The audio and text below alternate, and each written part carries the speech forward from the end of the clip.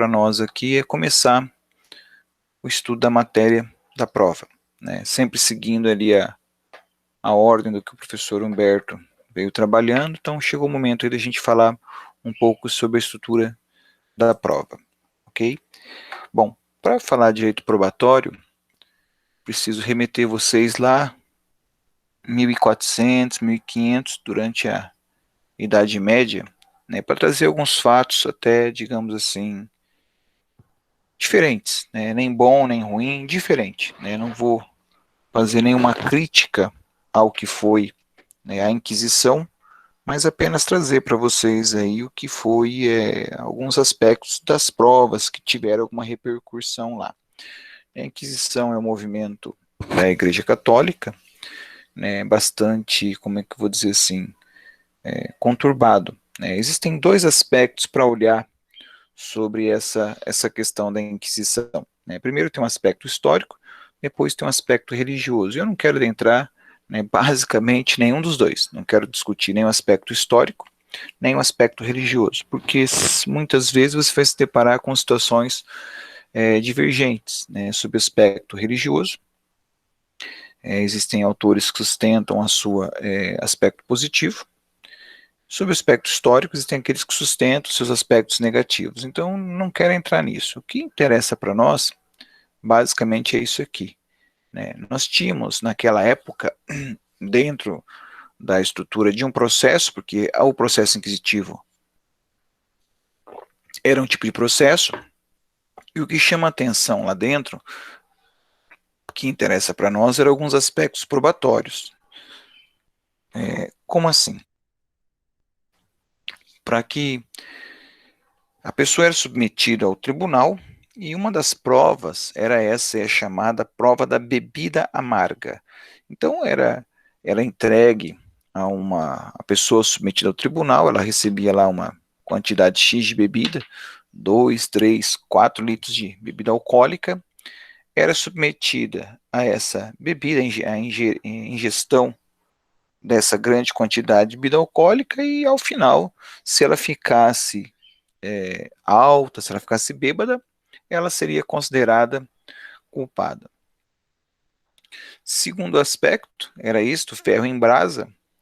Então dava à pessoa um ferro em brasa, um ferro naqueles vermelhinho lá, bem quente, digamos assim, e pedia para a pessoa segurar.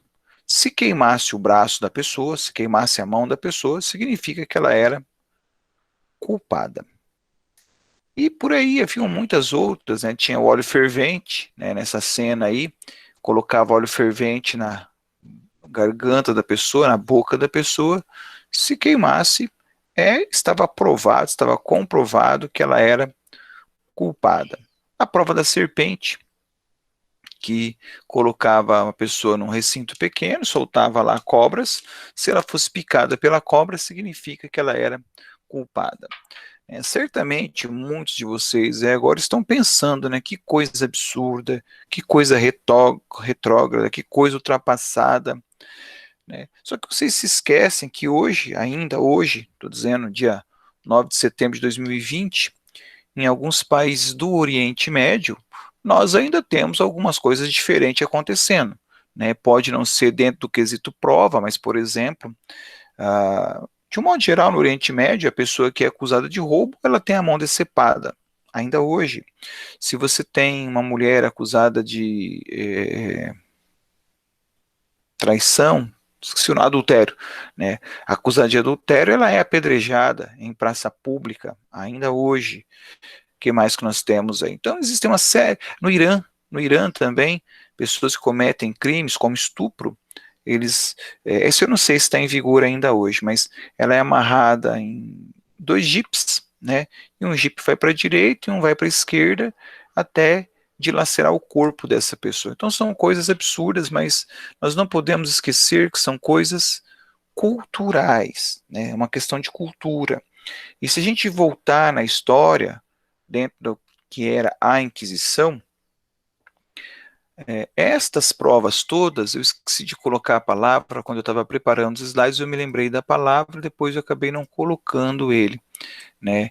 Era o que eles chamavam de ordalhas. Ordalhas. Por coincidência do destino, né, Ordália era o nome da minha avó. A mãe da minha mãe chamava Ordália. Ordália significa juízo de Deus.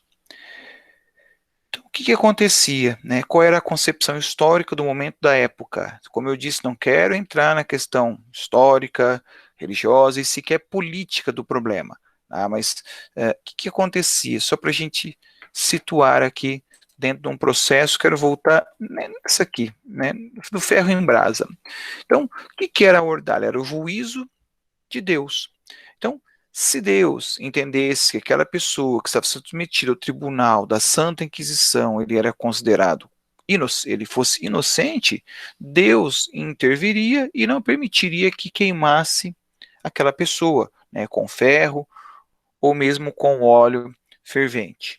Ainda assim, muitos vão dizer, mas ninguém foi absolvido. Pois é, haviam questões de fundo histórico, político, né, que eu não quero adentrar agora. O que eu quero focar com vocês, como já ressaltei diversas vezes, é apenas o aspecto de como se dava o direito probatório lá naquela época, né, algo que hoje é, para nós, inconcebível. Hoje a gente não consegue cogitar tal circunstância no nosso ordenamento jurídico, ao menos por enquanto. A gente nunca sabe o que, que o futuro nos reserva. Bom, de qualquer maneira, o que, que é uma prova? Prova, busquei um conceito lá do professor Câmara, Alexandre Freitas Câmara, que ele diz assim, todo elemento que contribui para a formação da convicção do juiz a respeito da existência de determinado fato. Então, o que, que uma prova faz? A prova, ela comprova, vamos dizer assim, que determinado fato aconteceu, que determinada circunstância houve, e essa circunstância será fator determinante para a formação da convicção do juiz. Então, quando a gente está falando de direito probatório, eu estou dizendo o seguinte, eu tenho que preparar o processo, preparar as estruturas do processo para convencer o juiz de que o juiz, ele convencer o juiz de qual é o meu direito, para que ele, juiz, possa, uma vez convencido, dar uma sentença favorável a mim, uma sentença favorável ao meu cliente. Então, essa é a ideia da prova, ok? Só voltando um pouquinho para responder a pergunta da Adriana, nessa época não havia defesa? Então, aí é que vem o problema mesmo, sabe, Adriana e colegas. A Inquisição, o que a gente tem enquanto senso comum, é que ela era uma barbárie, né? Muitas pessoas, claro que se a pessoa for católica, ela vai pensar, alguns católicos vão pensar diferente, né? Alguns segmentos lá, inclusive já quase fui processado por causa dessa aula em que eu tratei da Inquisição, dizendo que eu estava violando o direito religioso. Não, não é essa a intenção. Mas, respondendo a sua pergunta diretamente, Adriana, uma das justificativas que houve para o movimento inquisitório era exatamente permitir que essas pessoas tivessem defesa. Então, respondendo diretamente a sua pergunta, havia defesa, né? Não havia defesa, havia defesa? Resposta é sim, havia defesa. Haviam pessoas, né, advogados, que fariam a defesa de quem estava submetido ali àquele tribunal. Só que é muito importante que vocês tentem compreender a época em que nós vivíamos. Então, certamente, uma concepção religiosa, ela era muito mais forte do que muitos argumentos jurídicos, né? Tem uma sériezinha chamada Outland, acho que é Outland o nome, em que num dos episódios, não me lembro qual, acho que deve estar lá pelo 13º, 12º, em que a personagem principal ele é submetido a um tribunal da Santa Inquisição. E coincidentemente, nesse episódiozinho, depois eu vou lembrar se eu acho, para passar para você, indicar para vocês. O que chama a atenção lá foi exatamente isso, que o advogado, né, da corte entra para fazer a defesa daquelas chamadas bruxas naquele momento, né? Quem que era a bruxa naquele momento histórico? Bruxa era a pessoa que praticasse, por exemplo, curandeirismo, O que era o curanderismo para a época? Se fizesse um chá, né, para uma dor de barriga, um chá para uma dor de cabeça, já era considerado bruxa. Se tivesse cabelo vermelho, se fosse ruiva, né, a mulher, pelo simples fato de ser ruiva, já era considerada uma bruxa, né? Então, Adriana, tinha defesa? Tinha sim. Recomendo a leitura para vocês dessa obra que eu coloquei aqui, né? Maleus Maleficaram, o Martelo das Feiticeiras. Ele traz todo um apanhado histórico, ele foi escrito por dois inquisidores em 1484. É claro que, como foi escrito pelos inquisidores, não há como negar que é um livro que tinha tendência a mostrar a visão de mundo dessas pessoas que praticavam a Inquisição. Que está ruim de ler o nome, mas nem lembro o nome desse autor, também não consigo ler, não. Está muito ruim essa foto aí. Tá? Depois, até se eu achasse aqui na minha estante essa obra facinha aqui, eu leria para vocês o título. Então, não estou visualizando ela aqui, não consigo. Achei aqui, é o Henrique Kramer e James Springer, são os autores da obra. Então, interessante, quem tiver oportunidade, leia, né, que vai poder entender um pouco desses elementos históricos que envolvem a Inquisição. Ok, Adriana? Respondido. Então, tinha defesa sim, mas era defesa que se aceitava para a época com a visão também da época. Beleza?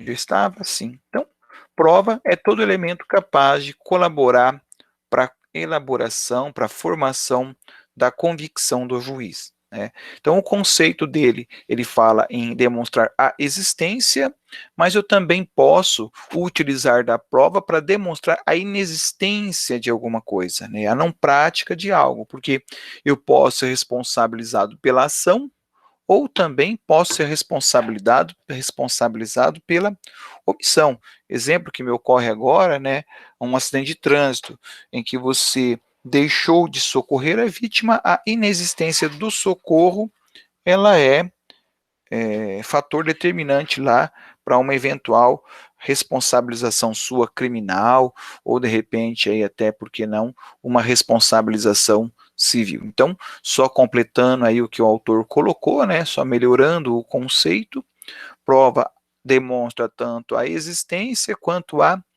inexistência. É claro que a prova negativa ela é muito mais difícil de ser obtida, muito mais complicada de você provar que não fez alguma coisa, né? Eu não fiz isso. Então, muito difícil você provar que não fez algo, a não ser por meio de uma prova testemunhal. Mas aí é uma coisa que a gente vai poder ver mais à frente. Por hora, quero que vocês compreendam, então, o que é prova? É o que demonstra a existência ou inexistência de um fato.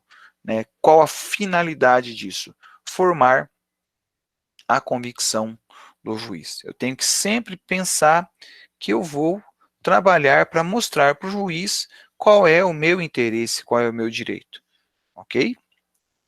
Vamos lá?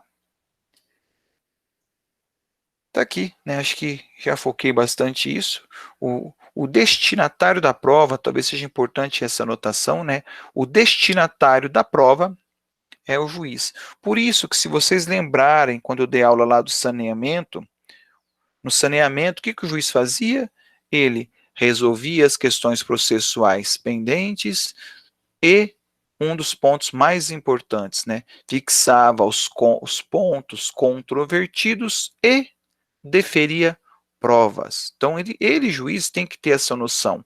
O que eu preciso que se prove e quais as provas que eu vou autorizar para que isso aconteça dentro do cenário do meu processo. Ok? Em outras palavras, então, tudo aquilo que for levado aos autos do processo, a fim de que possa convencer o juiz de determinado fato ocorreu, ou não, né, será chamado de prova. Então, tudo aquilo que está no processo é prova. Prova é um conceito bastante amplo, né? Ele é imenso dentro daquilo que está dentro dele enquanto elemento probatório. Onde é que eu encontro as regras de provas? Então, você vai ter isso lá no Código Civil, basicamente nos artigos 202, 212 a 232 e também dentro do Código de Processo Civil. Isso aqui tem muita discussão teórica a respeito disso. Tá? Eu não vou tratar com vocês das provas dentro do Código Civil. Isso aí fica lá, professor Lucas Tanaka, né, ou o professor José Sebastião, a professora Cleide, que trabalham com direito civil nas turmas da manhã, para que eles vão aos poucos trabalhando isso aí com vocês. Perfeito? O Código Civil ele é muito, muito importante quando se trata de prova documental. Ele traz lá uma série de dados, de informações, quanto à elaboração de documentos, validação de documentos, que para nós é muito útil. De qualquer maneira, eu vou focar, né, a gente foca o estudo nessa disciplina dos aspectos que o Código de Processo Civil traz. Então, não se esqueçam que não está limitada ao Código de Processo Civil. O Código Civil também traz regras probatórias, mas não só o Código Civil. A gente menciona o Código Civil nesse momento da aula porque é uma das legislações mais importantes. Todavia, legislações especiais também trazem regras quanto ao direito probatório. Por exemplo, quando se trata do Instituto Nacional de Previdência Social, Seguridade Social, INSS, Instituto Nacional de Seguridade Social, você vai ter lá alguns aspectos probatórios. Né? Eu me lembro aqui agora, tempo de serviço do trabalhador rural, lá na década de 40, 50, como é que você provava que a pessoa ela era um trabalhador rural? Basicamente por prova testemunhal. E era muito difícil você ter um documento para poder comprovar que essa pessoa trabalhava na roça, né, como se diz. Hoje em dia, existem as notas fiscais, né, que emite, o produtor rural emite uma nota fiscal, então torna-se mais fácil você comprovar esses períodos. Então, olha o que eu disse, torna mais fácil comprovar, mas como é que eu comprovo? Basicamente, por prova, por qualquer tipo de prova. É isso que às vezes é muito difícil da pessoa, do acadêmico entender. O que vale como prova? Quase tudo, né? Quase tudo. Desde que não seja obtida por meio ilícito, tudo é prova. Uma fotografia é prova, uma testemunha é prova, papel é prova. Tudo depende da forma que isso foi obtido. Mas a gente vai aprofundar essas discussões aí a esse final de ano ainda, sobre esses aspectos, quando a gente for falar das provas em espécie. Perfeito? Então, aonde que eu acho as regras de prova? Basicamente no Código de Processo Civil, Código Civil, mas eu também não posso me esquecer o que a legislação esparsa estabelece muitas vezes sobre prova. Avançando. Né? Então, uma parte da matéria que eu confesso a vocês, eu não gosto, que é trabalhar essas classificações, porque é algo que eu não vejo assim tanta relevância, tanta importância, mas, todavia, né, os autores, de um modo geral, trazem essa classificação. Então, apesar, vamos dizer assim, eu particularmente não gostar dessa parte da matéria, eu não estou aqui para fazer os meus gostos, estou aqui para passar para vocês o cenário daquilo que vocês vão encontrar na doutrina nacional a respeito disso. De qualquer maneira, né, eles trazem essa classificação quanto ao fato. Né? Então, eu tenho chamada prova direta. Prova direta é aquela prova, como o próprio nome diz, uma prova que demonstra algo diretamente. Exemplo, a propriedade de um veículo automotor. Como é que eu comprovo diretamente a propriedade de um veículo automotor? Pelo certificado de propriedade, ou pelo documento do carro, como a gente diz no popular, né? Pelo documento do carro. O documento do carro ele é suficiente para provar que eu sou o dono daquele veículo. Uma propriedade de um bem imóvel. Como é que eu provo a propriedade de um bem imóvel? Um bem imóvel só é provado por meio de escritura pública devidamente registrada. E eu trouxe aí um exemplo para vocês de uma prova direta, que é, como exemplo, né, uma testemunha que presenciou o acidente de trânsito. Ela diz o que ela viu, ela relata o que ela sabe. Então, por isso que ela é uma prova direta. Mas se eu tenho a prova direta, eu também tenho a prova indireta, que diz respeito a outros fatos dos quais, por meio de raciocínio dedutivo, o juiz presume a existência do fato probando. Então, vamos voltar no acidente de trânsito.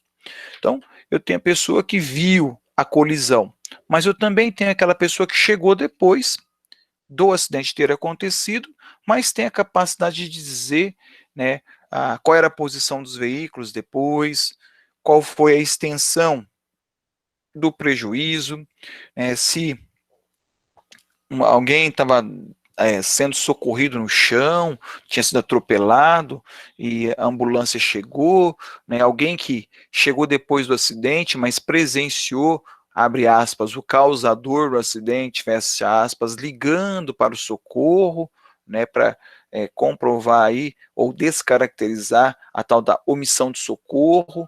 Então, eu tenho prova direta, que é aquela prova que por si só já busca demonstrar o fato, mas eu tenho aquela outra prova que eu vou deduzir que isso seja desta forma. Por óbvio, a melhor prova que nós temos são as provas diretas, né? Se eu tenho lá um documento de um carro certificando, vamos dizer assim, a propriedade, esse documento tem muito mais valor do que testemunhas que dizem que o carro já foi vendido, já foi trocado, foi leiloado. A mesma coisa, se eu tenho alguém que assistiu o acidente, a credibilidade que eu dou a essa pessoa é muito maior do que aquela que chegou depois do fato acontecido, ok? Então, é o que a gente chama então de prova direta e prova indireta. Quanto ao sujeito, né, então tem a prova pessoal, é a prova consistente de qualquer afirmação feita por uma pessoa, uma coisa tão óbvia, né? Sujeito, prova pessoal é aquilo que a pessoa ela é capaz de registrar. A gente tem o depoimento pessoal de uma das partes, a gente tem a própria prova testemunhal é uma prova pessoal que depende da pessoa, emana de uma pessoa essa prova. E nós temos também a prova real, que é aquela declaração contida em um documento, uma escritura. Então, é aquela que depende de uma coisa. Então, essa divisão ela também é bem simples, uma eventual prova, e lembrar, né, um eventual concurso público, lembrar, prova pessoal, decorre da própria pessoa. Prova real seria uma prova material, seria uma prova consistente, é um documento que me leva a concluir algo. Quanto ao objeto, eu tenho a chamada prova testemunhal, então ela é a prova testemunhal ela também é uma prova pessoal, né? Mas qual é o objeto dessa prova? Ela é uma prova eminentemente oral. Todas as vezes que se fala em testemunha, eu estou falando de uma prova testemunhal.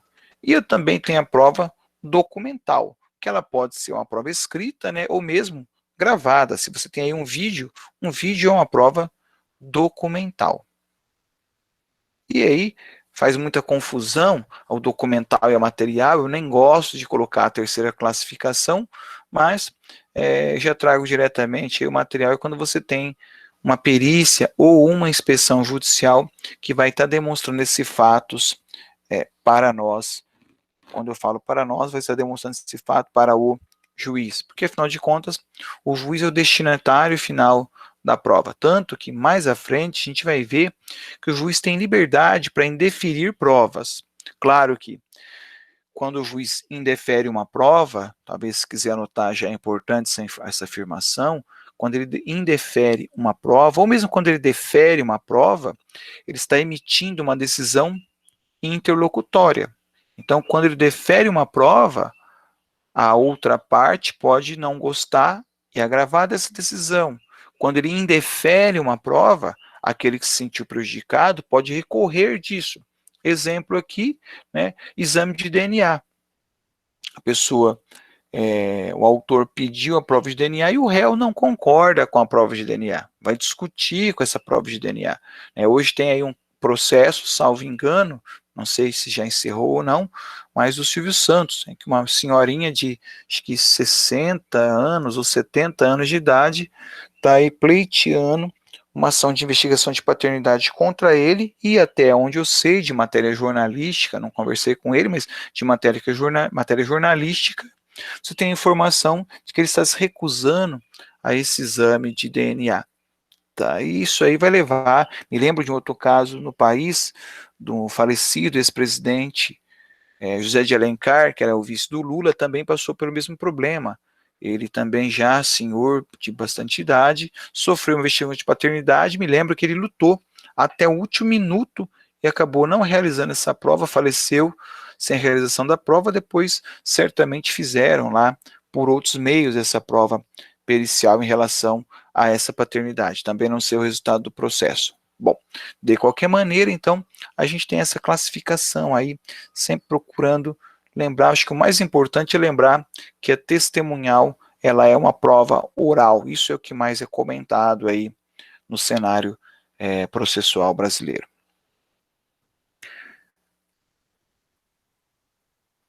Prova casual é aquela produzida durante o processo. Então, no meio do processo, você vai ter produção de provas. Então, a pericial, em regra, é uma prova que acontece no meio do processo. A prova testemunhal também é uma prova que acontece no meio do processo. Mas nada impede que eu tenha provas pré-constituídas. Por exemplo, um contrato é uma prova pré-constituída. A testemunha, então, antes do depoimento, né, quando eu vou propor o processo, muitas vezes você já pode pegar a declaração de alguém e anexar aquele processo. Não é uma coisa muito costumeira, né, a gente pegar a declaração de uma pessoa para anexar ao processo, a gente acaba deixando para ouvir essa pessoa lá durante a prova testemunhal, e aí então a gente não costuma colocar, mas se eu quiser pegar uma declaração da pessoa antes de anexar, eu consigo. Só toma cuidado que, por exemplo, essa declaração de uma pessoa antes do processo é uma prova pré-constituída. Só que não é uma prova testemunhal, ela é uma prova documental, porque aquilo que a pessoa iria dizer em juízo, ela escreveu. Tem diferença? Muita diferença. Né? Por quê? Uma prova escrita, ela é uma prova pensada, ela é uma prova elaborada, eu escrevo, apago, eu troco as palavras por sinônimos. Então, ela é uma prova, como se diz assim, bem elaborada, uma declaração bem elaborada, diferente de uma declaração em juízo, prestado por uma testemunha, porque ali, quando ela vai depor, eu vou ter ingredientes que não estavam presentes quando na declaração. Que tipo de ingrediente? Por exemplo, o nervosismo, né, o estresse a que uma testemunha está submetida. Então, em situação de estresse, a pessoa pode acabar baixando a guarda, derrubando as amarras e sendo mais, como é que eu vou dizer assim, mais realista no que está dizendo, na forma que está dizendo. Então, muitas vezes, é mais interessante ouvir a pessoa em juízo, porque ali eu tenho condição de extrair dela, né, se ela está falando a verdade, se ela está mentindo, qual é a lógica daquele depoimento que está acontecendo ali, ok? Por óbvio, nós vamos ir mais à frente, muito mais oportuno, que a prova testemunhal é uma prova muito criticada, né, uma prova bastante criticada por uma série de fatores, perfeito? Mas, então, voltando ao meu foco, eu tenho provas que acontecem dentro do processo, que são provas do caso, são provas casuais, são provas produzidas para o caso, e eu tenho a prova pré-constituída, que é aquela que eu tenho a elaboração dela antes da realização, antes da necessidade do ajuizamento de um processo. Né? Me ocorre aqui uma situação pela qual um cliente meu está passando, ele foi notificado extrajudicialmente, foi mandado um documento para ele antes da pessoa entrar com o processo. Okay? Troca de e-mails, hoje troca de e-mail é uma prova pré-constituída muito grande, essas conversas de Facebook, Instagram, então isso tudo é uma prova pré-constituída. Inclusive, fica aí o meu alerta a vocês que gostam muito dessas ferramentas, dessas redes sociais. Né? Hoje, diria a vocês aí que 60% dos processos ou mais a gente usa como prova essas ferramentas de redes sociais e por aí afora. Então, cuidado com o que você escreve, cuidado com o videozinho que você grava, né? muito bacana, essa brincadeirinha que você está fazendo com um amigo, essas piadas que vocês postam em grupo, muito cuidado. Há uma série de ações de responsabilização hoje para essa questão de grupo, né? Se você está no grupo aí, você é o administrador do grupo, atenção redobrada. Ano passado, meio do ano passado, nós tivemos um problema muito grande num determinado curso da instituição com esse negócio de grupo da sala, né?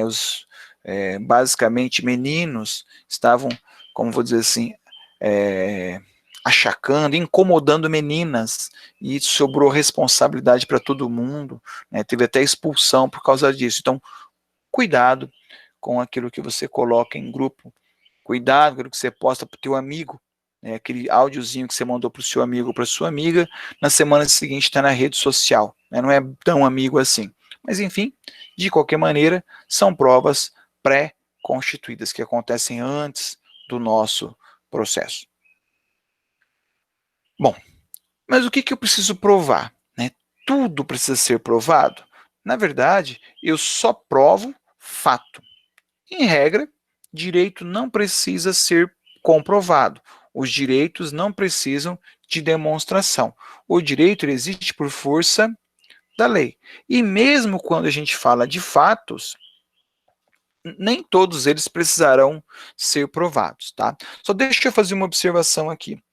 Direitos não precisam ser provados. Isso aqui é uma meia-verdade, tá? Isso aqui é uma meia-verdade. Não é uma verdade completa, porque nós vamos ver que alguns direitos eu vou precisar comprovar. Por exemplo, o direito municipal e o direito consuetudinário, o direito costumeiro. Mas isso aí eu vou falar no momento oportuno. Por hora, gravem. Isso não pode errar. Fato precisa de prova. Fato não provado, fato não existente. Esse fato não terá nenhuma força para nós. Perdão. Agora, mesmo dentro dos fatos, tem coisa que é besteira, tem coisa que não vai precisar provar, né? Então, vamos colocar isso bem claro. Todos os fatos importantes precisaram ser provados. Vamos dizer assim que vai ficar mais fácil. Todos os fatos importantes precisarão ser provados. Que fatos que são importantes? É o que a doutrina chama de fatos. São fatos que vão influenciar o julgamento do processo, vão influenciar o andamento da lide. Trago aí, por exemplo, né, se o réu trafegava na contramão, se o réu havia ingerido bebida alcoólica. Então, são fatos relevantes na investigação de paternidade, né? Se o relacionamento ocorreu sem a utilização de nenhum tipo de contraceptivo, num erro médico relevante. Quem era o médico que estava ali na cirurgia? Quem foi o médico que realmente atuava junto ao paciente? Qual medicamento que foi utilizado? Então, o que é um fato relevante? O fato relevante vai depender do tipo do problema que você tenha, né? O que é importante ali para aquele seu processo? Então, tenho que demonstrar aquilo que de fato vai influenciar o julgamento. A doutrina traz relevante ou pertinente, não são muito diferentes, né? Fatos pertinentes são aqueles que têm relação direta ou indireta com a causa. Exemplo, a extensão do dano. É pertinente saber a extensão do dano? Claro que é pertinente. Numa investigação de paternidade, é importante saber, numa ação de alimentos, é importante saber o salário de quem vai pagar os alimentos? É muito importante, né? Eu, particularmente, como eu disse também aqui, a minha opinião, fato relevante e pertinente, eles são bastante confusos para separar um do outro, ok? Mas a doutrina traz os dois, eu achei importante retratar para vocês aqui. O que você tem que ter em mente? Tudo aquilo que vai influenciar o julgamento, isso eu vou precisar provar com toda certeza. Aqui sim, isso aqui é importante. Fatos controversos são os que, afirmados por uma parte, vêm ser pugnado pela outra. Isso é importante, né? Se você saber se é relevante ou se é pertinente, talvez isso não vá mudar a sua vida. Agora, Se é um fato controvertido, isso é importantíssimo para o processo. Então, fato controvertido é aquilo que o autor fala que foi de uma forma e o réu fala que foi de outra. Então, isso se torna um fato controverso. Há algum tempo atrás, aqui no Paraná, lá em Curitiba, a gente teve aquele cidadão lá, o alemão, né, que participou do Big Brother, acabou se envolvendo num acidente de trânsito, acabou depois até brigando lá com um rapaz em Curitiba, foi matéria do Jornal do Meio-Dia por 15 dias. Né. Controverso. A controvérsia que existia lá era que, segundo o rapaz, o alemão foi o causador do acidente, segundo o alemão, o rapaz é quem foi o causador do acidente, que acabou lá batendo no carro dele, alguma coisa assim, moto, carro, não me lembro bem do episódio em si. Né? Agora, controvertido é aquilo que o autor sinaliza num sentido e o réu sinaliza em outro, ou seja, há uma controvérsia. Isso precisa ser provado, isso você tem que tomar cuidado. E a precisão, você precisa provar exatamente o que foi que aconteceu. Né? Aqui no caso mesmo, né, ele até se aplica até o alemão. Houve xingamentos lá, de ambas as partes. Ok, mas xingou do quê? Porque dependendo do tipo do xingamento, né, foi um xingamento de cunho racista, isso pode ter implicação. Foi um xingamento de cunho sexual, isso pode ter outra implicação. Foi um xingamento, foi um palavrão, né, aquela expressão, eu vou matar você. Né, esse vou matar você é uma ameaça ou é uma força de expressão? Como é que é isso? Porque até brinco muito, a minha filha mais nova, ela tem muito ela usa muito essa expressão, que vontade de matar aquela pessoa. Falei, Lô, você toma cuidado com isso. Dependendo da forma que você fala e aonde você fala, alguém pode entender isso como ameaça. Ah, pai, mas eu só falo isso aí, eu não tenho essa vontade, é só uma forma de falar. Enquanto estamos numa roda de amigos, não tem problema. Agora, quando há um estranho no meio, a coisa pode ficar muito ruim. Né? Tem até uma piadinha, mas não vou contar em razão de estarmos gravando a nossa aula, mas só para resumir, às vezes uma pessoa ela pode xingar o outro, me perdoem a palavra, de filha da puta, mas isso é uma forma amistosa. Se um terceiro também xingar a mãe do rapaz, ele pode ficar bravo e meter a mão na cara do outro. Então, tem que ser preciso, você tem que procurar demonstrar o que de fato interessa para o nosso processo, ok? E eu trago aqui, ao final, algo que não precisa ser provado. O fato notório não depende de prova, ok? Fato notório não depende de prova, pois a existência é conhecida geralmente pelos cidadãos de uma cultura média, num tempo, em lugar que a sentença é proferida. Trouxe aqui o exemplo, né? 7 de setembro é feriado. Precisa provar isso? Não, não vai precisar provar, porque isso é público e notório. Todo mundo sabe, ao menos deveria, né? Todo mundo sabe que dia 7 de setembro foi feriado. Eu, por exemplo, tenho um recurso em que o último dia é hoje, mas o último dia do recurso é hoje porque segunda-feira foi feriado. Se segunda-feira fosse dia útil, o último dia do recurso teria sido ontem. Então, eu, quando estou fazendo, hoje eu vou protocolar esse recurso, logo depois do almoço, vou dar uma última lida nele, então, logo depois do almoço, quando eu protocolar o recurso, se alguém for fazer a conta pela folhinha e disser que eu perdi o meu prazo, eu não tenho que produzir grandes provas. Basta eu informar a excelência, dia 7 de setembro é feriado. Pronto, acabou. Não tenho nem que ir atrás do decreto que instituiu, ou da lei, não sei se foi por lei ou por decreto, que instituiu o feriado de 7 de setembro. Não tenho que pegar nenhum documento para isso, nenhuma declaração, porque todo mundo, ao menos, deveria saber. Mas eu chamo a atenção aqui nessa expressão de Carnelucci, trouxe ela aqui para vocês por conta disso aqui, ó. Cultura média, tempo e lugar em que a sentença foi proferida. Então, se eu pegar para vocês e falar que Cubatão, uma cidade de São Paulo, Cubatão, ela é uma cidade poluída. Talvez muitos de vocês nem soubessem disso.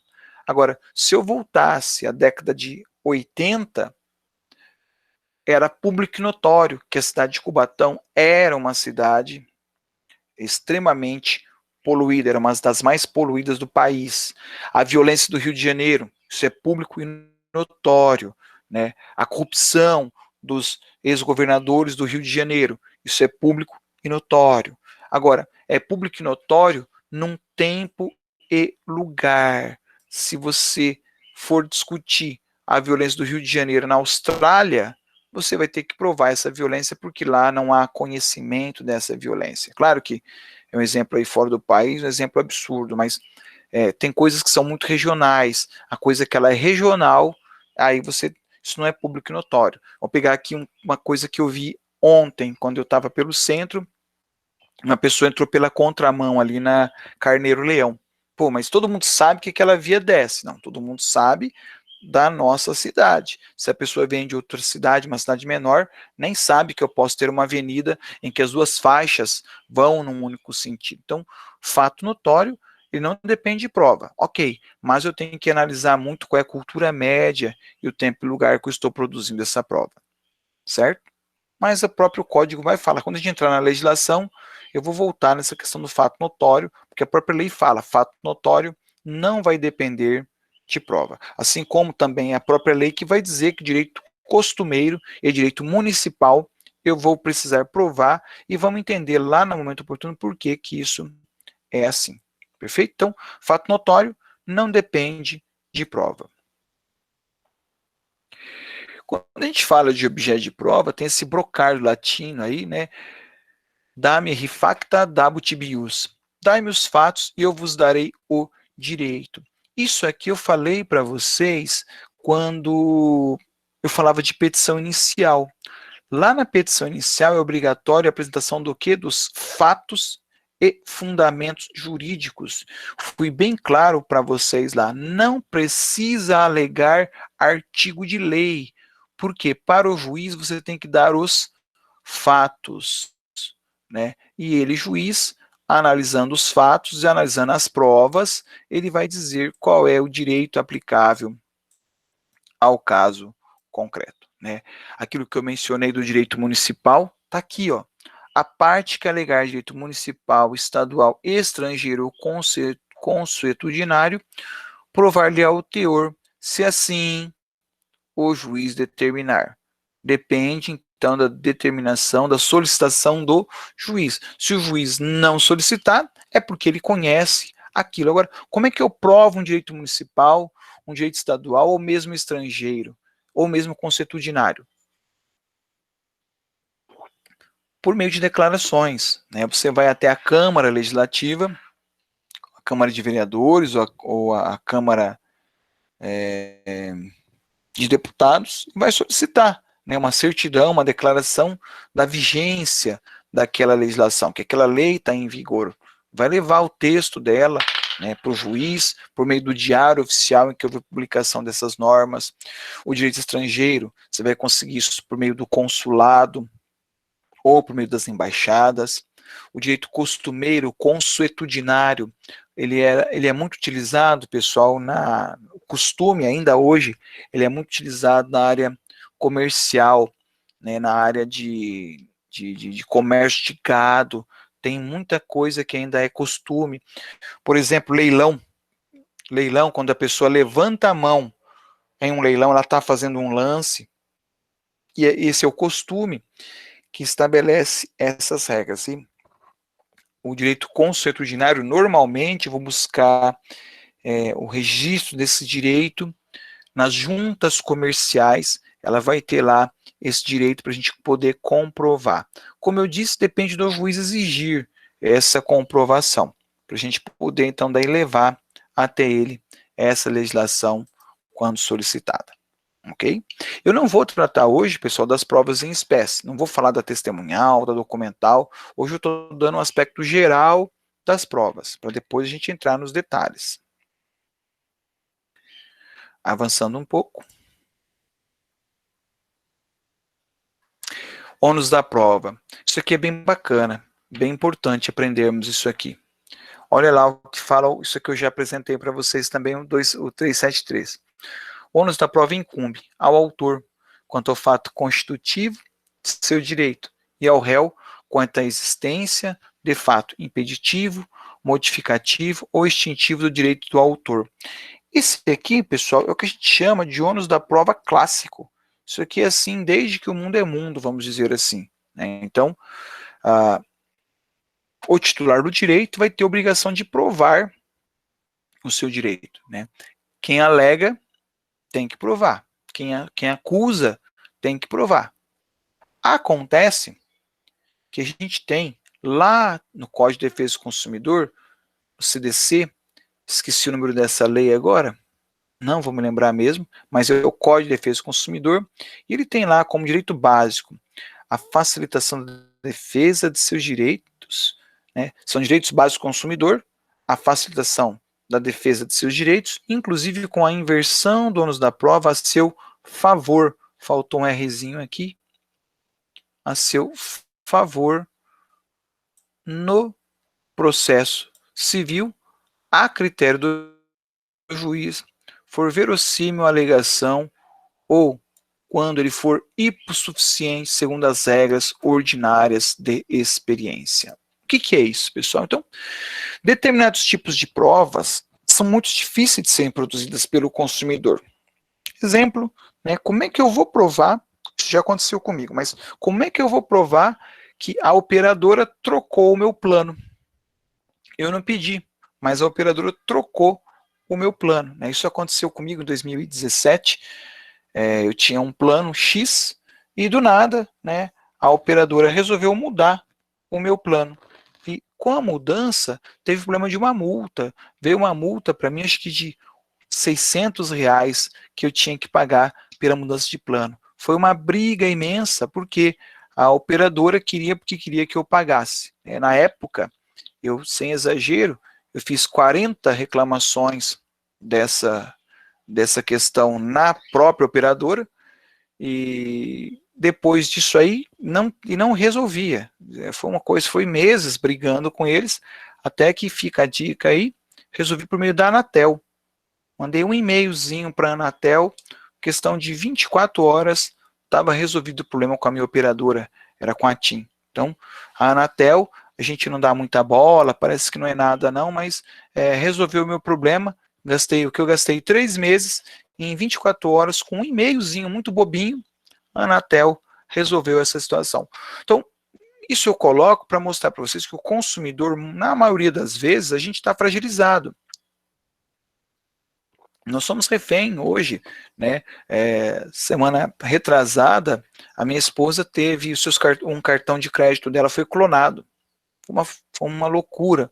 Foi mais de R$ 20.000 em compra, e a gente ficou quase maluco aqui, ligando para a operadora para cancelar as diversas compras que foram feitas em relação a ela. Então, como é que você vai provar isso, né? E mais um exemplo que eu gosto muito de usar nesse momento é erro médico. Erro médico é muito difícil de ser comprovado. Por que é muito difícil? Você vai precisar de um outro médico para fazer uma perícia para constatar aquele erro. Como que isso foi resolvido?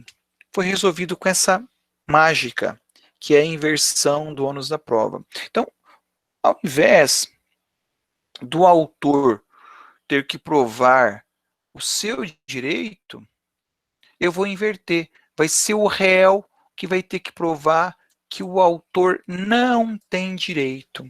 Parece uma coisa boba, mas na prática dá uma repercussão imensa.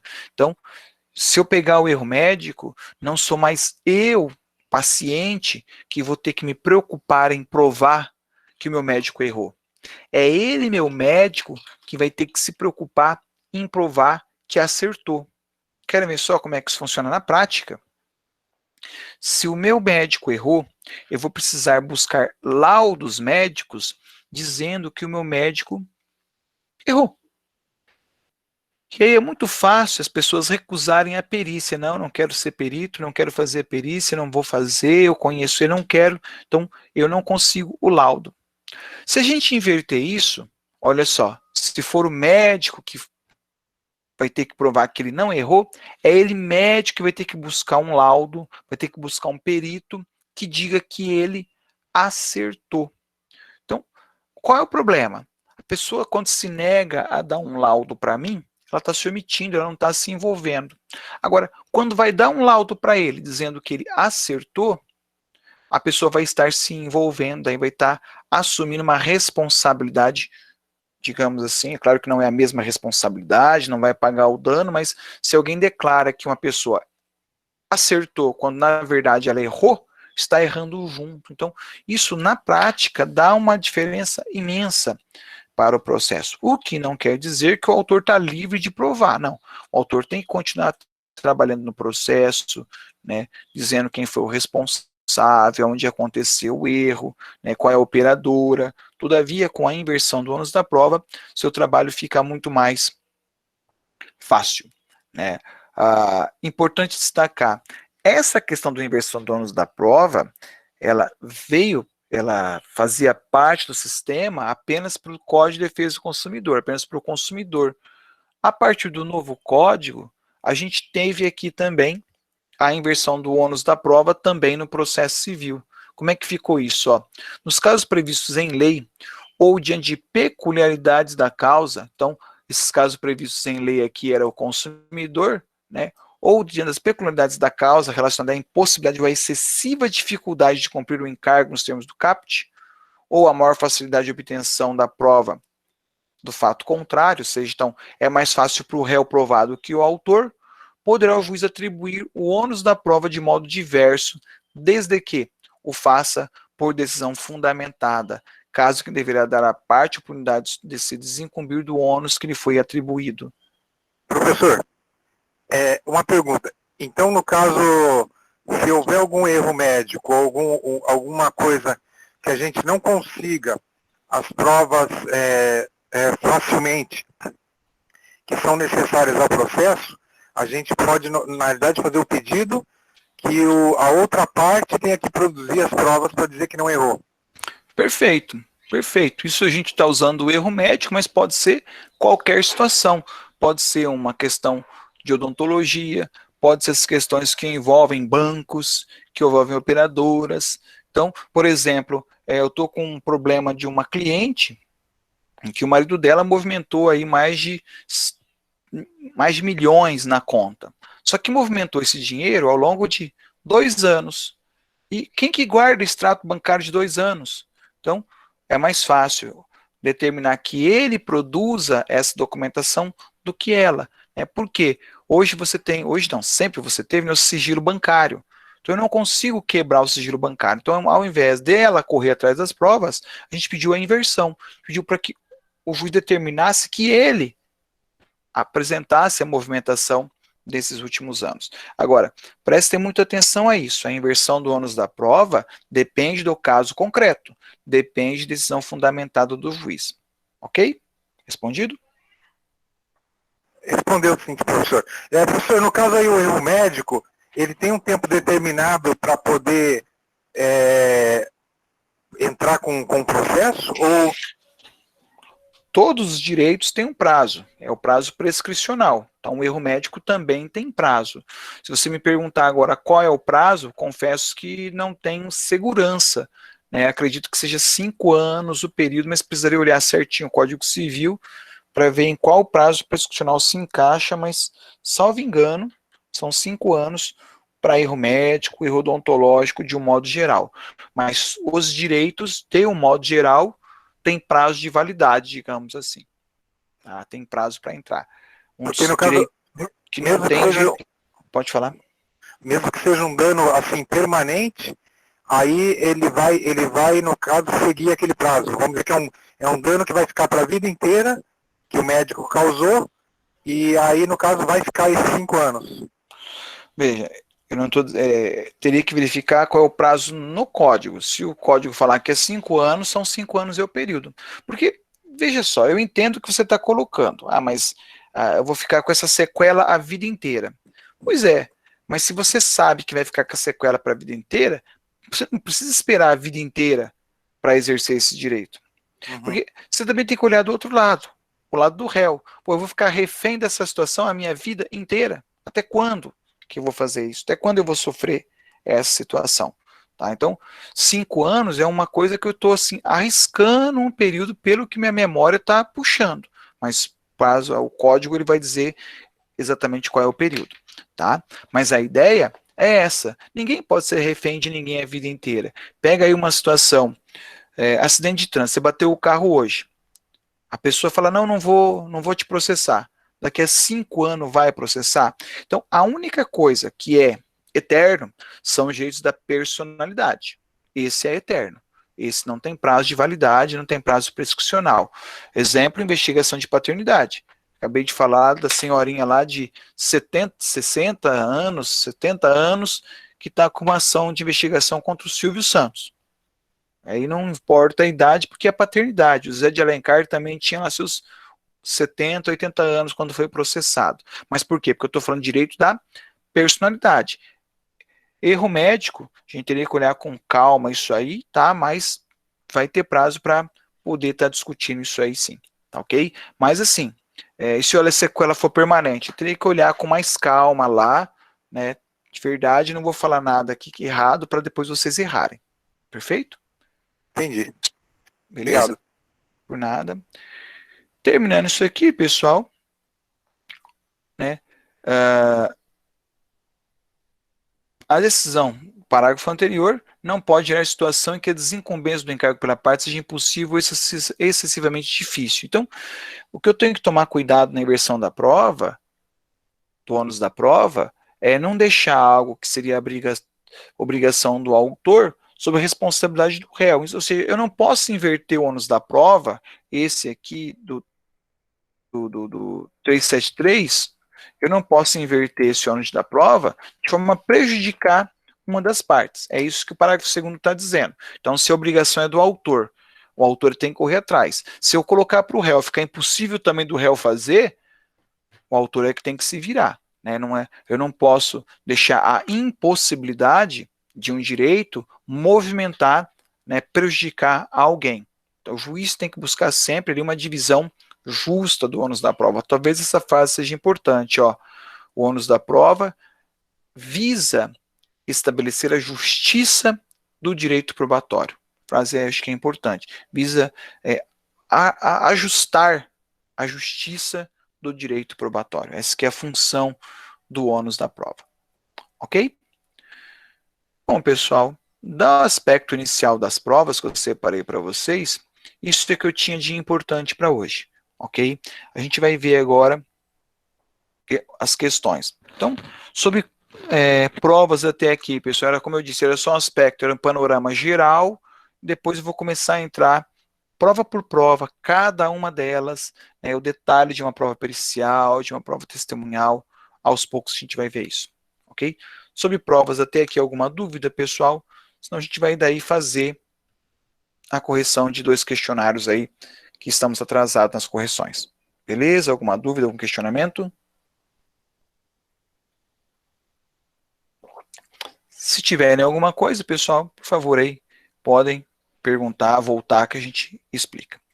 Adiantando um pouquinho, já fazendo a famosa revisão pré-prova. Então a gente teve lá, né? Nem sempre a revelia induz a presunção de veracidade dos fatos afirmados na inicial, dependendo do comportamento de um dos réus, da natureza do direito discutido, da atitude do autor, embora haja revelia, esta não induza seu efeito material. Isso aqui, pessoal, é uma afirmativa verdadeira.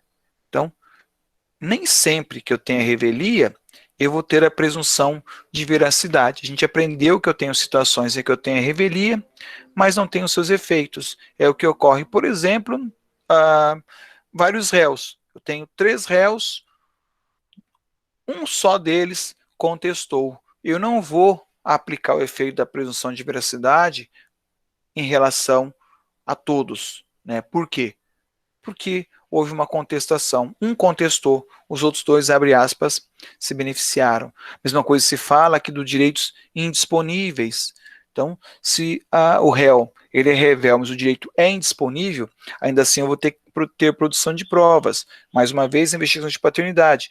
Né? Se a pessoa simplesmente se omite, não contesta, não faz nada, isso não quer dizer que ele é pai da criança. Haverá necessidade da produção da prova, de uma prova para demonstrar essa paternidade, ok? Quando ocorre a revelia, o autor poderá, a seu critério, alterar o pedido ou a causa de pedir? A resposta aqui é falsa, né? Não é porque houve revelia que o autor vai poder modificar ou alterar o pedido, ok? Isso aqui, para modificação e alteração do pedido, existem regras. Quais são as regras? Antes da citação, o autor pode mudar o pedido à vontade. Depois da citação, e olha que interessante, se houve revelia, é porque já houve o prazo da contestação. Então, depois da citação, depois da contestação, ocorrendo a revelia, dá para mudar o pedido? Muda sim. Só que você vai precisar da anuência do réu. Não é a critério do autor. Não depende da vontade do autor, não é a critério dele. É a critério do réu. O réu é que vai poder se manifestar. Veja, se você falar, mas espera um pouquinho, é revel, como é que ele vai anuir? Aí você não vai ter a anuência, você vai precisar do quê? De uma nova citação do réu. Você vai poder mudar o pedido sim, não há nenhum problema, você vai poder mudar o pedido, mas você vai ter que começar tudo outra vez. Você vai fazer o quê? Vai propor ação de novo e buscar a citação do réu, para que o réu daí possa novamente ter prazo para contestar, possa se manifestar. Perfeito? Lembrando ainda, como é revisãozinha, né? O saneamento tem um prazo limite, que é a alteração do pedido tem um prazo limite, que é o saneamento do processo. Depois do saneamento, eu não posso mais mudar o pedido. Ok? O réu, ao reconvir, quer afastar a pretensão do autor, não quer sujeitar ao pedido do autor e a tutela jurisdicional pretendida. Na verdade, não é isso aqui não. Isso aqui é falso. O réu, quando reconvém, ele não quer afastar a pretensão do autor. O réu, quando reconvém, oferece pretensão própria. Quando a reconvenção, eu expliquei para vocês, ela tem natureza jurídica de ação.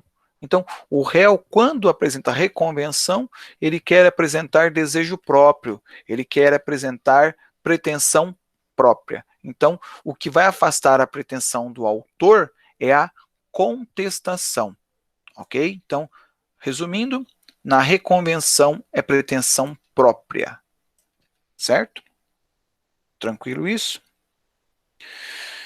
Quando o réu contesta, ele passa a aspirar algo que vai além da tutela jurisdicional que obterá caso a defesa seja acolhida com rejeição do pedido do autor. Isso aqui também é falso. Na verdade, são praticamente idênticas as duas situações. Na contestação, o réu não aspira a nada, ele não quer nada, né? A única coisa que ele quer é se afastar, ele não quer ser condenado. Porque se ele quer alguma coisa, se ele tem algum desejo, ele tem que propor uma ação própria, ou uma reconvenção que não deixa de ser um tipo de ação. Ok? Então, mais uma vez, réu, quando contesta, não formula pedido, ele só se defende daquilo que o autor falou. Mais uma. O magistrado, não obstante a revelia, né, embora tenha ocorrido a revelia, deve verificar as alegações, bem como os meios de prova já produzidos pelo autor, com sua petição inicial, são suficientes para serem consideradas verdadeiras. Essa afirmação aqui ela é essencialmente verdadeira. Sou apaixonado por essa afirmação aqui. Tá? Por quê, pessoal? Entendam. Um erro muito comum de acadêmico. Não é porque o réu é revel que ele vai vencer o processo. Mesmo tendo a revelia, mesmo acontecendo a revelia, né, não obstante a revelia, apesar da revelia, o magistrado tem obrigação de analisar os meios de provas. Então, não é porque é revel que vai vencer o processo. Na prática, óbvio, o revel ele tem 80% de chance de perder um processo. Mas não é porque ele revela que ele vai perder. Pode ser que o juiz entenda que o autor não provou, pode ser que o autor não trouxe documentos mínimos para provar o seu direito. Ok? Então, revelia não é garantia de vitória ou derrota de processo. Essa frase é fundamental ter ela sempre em mente. Mais uma. Nas providências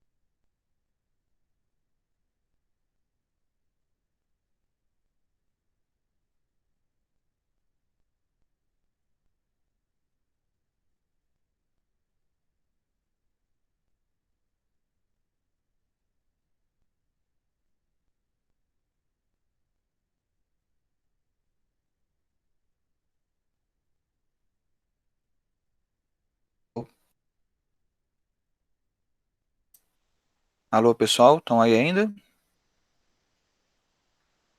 Alô, Oi, meu povo. oi, prof. Sim. Caiu a conexão aqui do nada. Não sei. É... Agora estamos ouvindo, professor.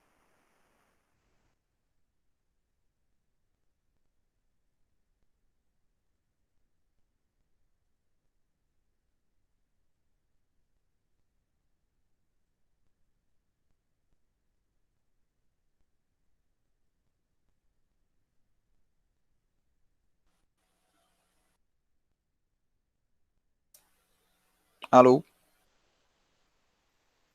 Alô? Oi? Oi, prof. Agora sim. Desculpa que simplesmente sumiu aqui. Caiu a conexão, sei lá o que aconteceu. Bom, deixa eu terminar aqui.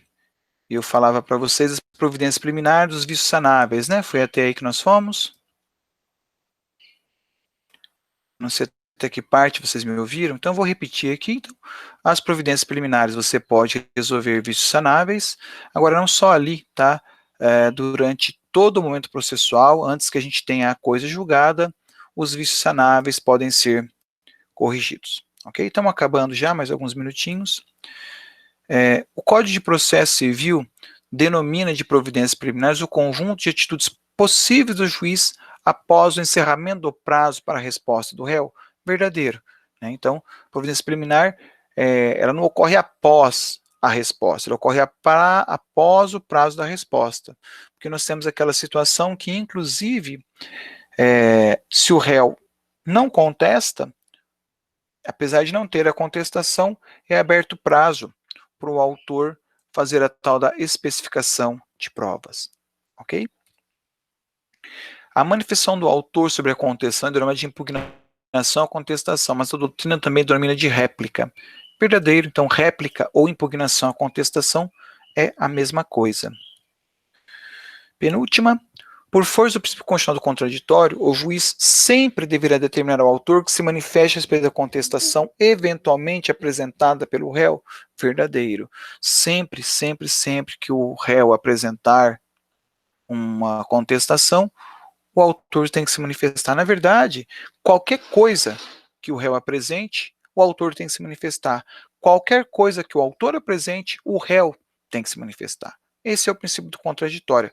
Vejam, até que tem que tomar cuidado com isso, né? Quando a gente fala em contraditório, eu não estou falando que o fato tem que acontecer, né? Mas tem que ser oportunizado. Então, sempre que o juiz, que o autor fizer uma coisa, o juiz tem que determinar, ele tem que determinar, é papel dele fazer isso. Agora, se ele vai cumprir ou não, é problema deles, o ônus é dele.